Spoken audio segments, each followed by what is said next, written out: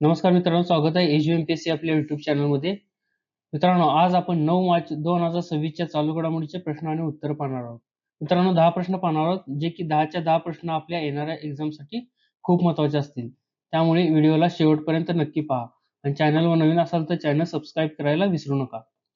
चला तर सुरू करूया. आजचा आपला पहिला प्रश्न आहे, 2026चा T20 विश्वचषक कोणत्या संघाने जिंकला? आणि त्याचे योग्य उत्तर आहे पर्याय क्रमांक 3 भारत.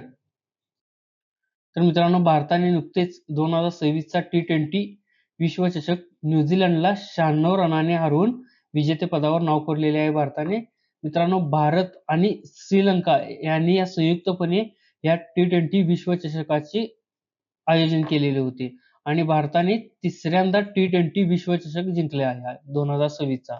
यापूर्वी भारताने कधी जिंकलेला होता तर 2007 मध्ये महेंद्रसिंग धोनी याच्या नेतृत्वाखाली जिंकलेला होता आणि 2024 मध्ये रोहित शर्मा याच्या नेतृत्वाखाली जिंकलेला होता आणि 2026च्या सूर्यकुमार यादव याच्या नेतृत्वाखाली T20 विश्वचषक भारताने जिंकलेला आहे आणि 3 वेळा जिंकणारा भारत हा एकमेव संघ आहे. चला तर पुढचा प्रश्न पाहूया. प्रश्न क्रमांक 2 आहे, कोणत्या राज्याने कालव्याची स्वच्छता करण्यासाठी AI चालित रोबोटचा वापर केला? आणि त्याचे योग्य उत्तर आहे पर्याय क्रमांक 3 केरळ. तर मित्रांनो, केरळमधील तिरुअनंतपुरम येथे कालव्याची स्वच्छता करण्यासाठी जी स्पायडर नावाचा स्वयंचलित AI रोबोट तैनात करण्यात आलेला आहे. तर या मित्रांनो, या रोबोटचे नाव काय आहे तर जी स्पायडर हे या रोबोटचे नाव आहे आणि कालव्याची स्वच्छता करण्यासाठी केरळने याचा पहिल्यांदा यूज केलेला आहे आणि हा रोबोट कालव्यातील प्लास्टिक आणि इतर घातक कचरा काढून स्वच्छता करतो. त्यामुळे सफाई कामगारांना धोकादायक गटारात उतरण्याची गरज पडत नाही या जी स्पायडर रोबोटमुळे. चला तर पुढचा प्रश्न पाहूयात. प्रश्न क्रमांक 3 आहे, पश्चिम आशियातील सुरक्षा परिस्थितीवर लक्ष ठेवण्यासाठी भारतीय नौदलाने कोणते ऑपरेशन सक्रिय ठेवले?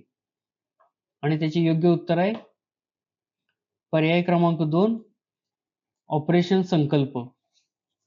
अधिक माहिती जाणून घेऊया.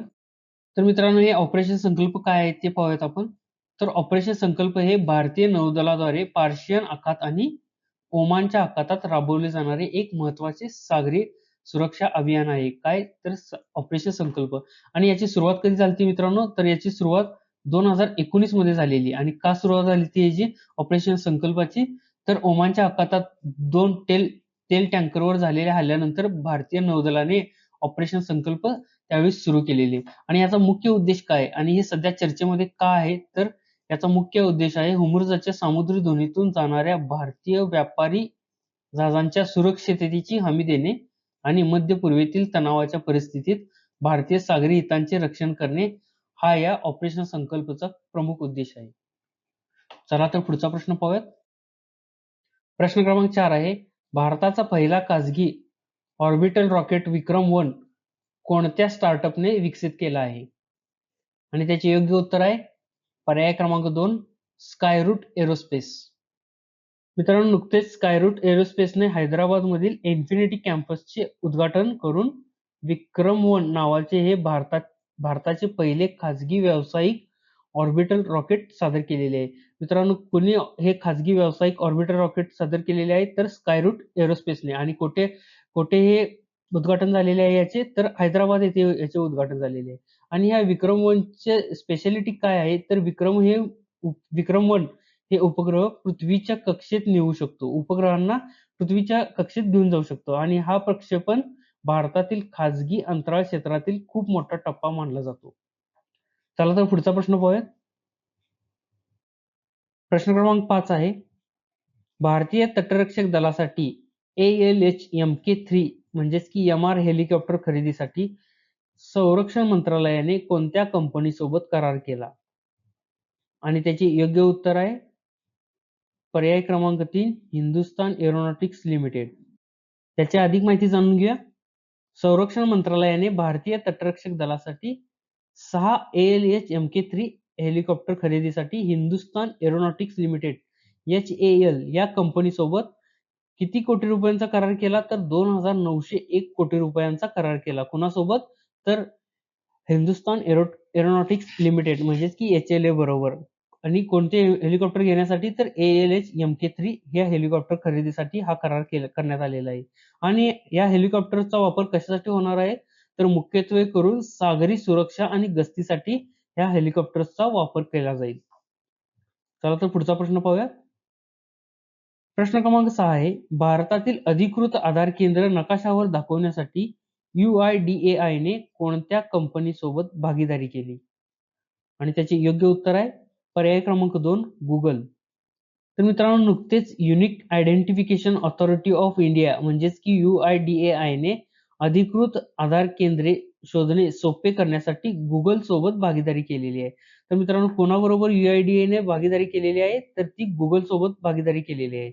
आणि या भागीदारीचा फायदा काय होणार आहे तर जिथे जिथे आधार केंद्र आहेत तिथे गुगलद्वारे आता शोधणे सोपे जाणार आहे. त्यासाठी ही भागीदारी महत्वाची मानली जाते. आणि ही भागीदारी फेब्रुवारी 2026च्या अखेरीस करण्यात आली असून म्हणजे अलीकडेच करण्यात आली असून यामुळे आधार कार्डशी संबंधित कामे करणे अधिक सोयीस्कर होणार आहे. त्यामुळे ही गुगल सोबत भागीदारी केलेली आहे. चला तर पुढचा प्रश्न पाहूयात. प्रश्न क्रमांक 7 आहे, शाहिद ड्रोन हे कोणत्या देशाने विकसित केलेले मानवरहित हवाई ड्रोन आहे? आणि त्याचे योग्य उत्तर आहे पर्याय क्रमांक 1 इराण. अधिक माहिती जाणून घेऊया. तर मित्रांनो, शाहिद ड्रोन हे इराणने विकसित केलेले कमी किमतीचे एकतर्फी हल्ला करणारे मानवरहित हवाई ड्रोन आहे. मित्रांनो, सध्या इराण, इस्रायल आणि अमेरिका या युद्धाच्या पार्श्वभूमीवर सध्या शाहिद ड्रोन हे चर्चेमध्ये आहे. आणि या ड्रोनना कामिकोजी असे इराणमध्ये म्हणले जाते, म्हणजेच की आत्मघातकी ड्रोन असेही म्हणतात, कारण ते त्यांच्या लक्ष्यांवर आदळल्यावर स्फोट होतो. त्यामुळे त्यांना आत्मघाती ड्रोन असेही म्हणतात. चला तर पुढचा प्रश्न पाहूयात. प्रश्न क्रमांक 8 आहे, लडाखमधील हिमबिबट्या संरक्षणासाठी लडाख वन विभागाने कोणाबरोबर सामंजस्य करार केलेला आहे? आणि त्याचे योग्य उत्तर आहे पर्याय क्रमांक 3 भारतीय लष्कर. तर मित्रांनो, नुकतेच लडाखमधील हिमबिबट्या आणि नाजूक उंचीवरील परिसंस्थेचे संरक्षण करण्यासाठी भारतीय लष्कर आणि लडाख वन विभागाने जागतिक वन्यजीव दिन म्हणजे 3 मार्च रोजी सामंजस्य करार केलेला आहे. का करार केलेला आहे तर ह्या हिमबिबट्यांच्या संरक्षणासाठी. आणि या कराराचे मुख्य उद्दिष्ट काय आहे तर हिमबिबट्या आणि इतर हिमालयीन वन्यजीवांसारख्या प्रतिष्ठित प्रजातींचे संरक्षण करणे हे या सामंजस्य करारामागील मुख्य उद्दिष्ट आहे. पुढचा प्रश्न पाहूया. प्रश्न क्रमांक 9 आहे, महात्मा फुले कृषी विद्यापीठ राहुरी अंतर्गत देशी गाय संशोधन केंद्राला कोणाचे नाव देण्यात आले आहे? आणि त्याचे योग्य उत्तर आहे पर्याय क्रमांक 2 माननीय अजितदादा पवार. अधिक माहिती जाणून घेऊया. तर मित्रांनो, नुकतेच महात्मा फुले कृषी विद्यापीठ राहुरी अंतर्गत देशी गाय संशोधन केंद्राला आता स्वर्गीय अजितदादा पवार यांचे नाव देण्यात आलेले आहे. आणि हा ठराव कधी ठरला तर महाराष्ट्र कृषी शिक्षण आणि संशोधन परिषदेची 122वी बैठक पुण्यामध्ये पार पडली. त्यामध्ये माननीय अजितदादा पवार यांचे या देशी गाय संशोधन केंद्राला नाव देण्याचे ठरवण्यात आले. आणि या बैठकीत झालेल्या निर्णयाची माहिती मंत्री भरणे यांनी दिली. आजचा आपला प्रश्न क्रमांक 10 आणि शेवटचा प्रश्न आहे, मुख्यमंत्री मावन ध्यान सत्कार योजना कोणत्या राज्याची योजना आहे? आणि त्याचे योग्य उत्तर आहे पर्याय क्रमांक 3 पंजाब. मित्रांनो, नुकतेच पंजाब सरकारचा अर्थसंकल्प सादर झाला आणि त्यामध्ये मुख्यमंत्री मावन ध्यान सत्कार योजनेची घोषणा करण्यात आली. आणि ही योजना काय आहे तर महिलांसाठी मासिक 1,000 रुपयांची आर्थिक मदत सादर करण्याची ही योजना आहे. आणि ही योजना 6 लाख कोटी रुपयांचा अर्थसंकल्प महिला सक्षमीकरण, शेती, शिक्षण आणि आरोग्य सेवा आणि ग्रामीण पायाभूत सुविधांच्या विकासावर लक्ष केंद्रित करण्यासाठी ही मुख्यमंत्री मावन ध्यान सत्कार योजना राबवली जाणार आहे. तर मित्रांनो, हे होते आजचे आपले 9 मार्च 2026 चालू घडामोडीचे महत्वाचे असे 10 प्रश्न आणि उत्तर, जे की आपल्या येणाऱ्या सर्व एक्झामसाठी महत्वाचे असतील. तर मित्रांनो, व्हिडिओ आवडल्यास लाईक आणि शेअर नक्की करा आणि चॅनलवर नवीन असाल तर चॅनल सबस्क्राईब करायला विसरू नका. धन्यवाद.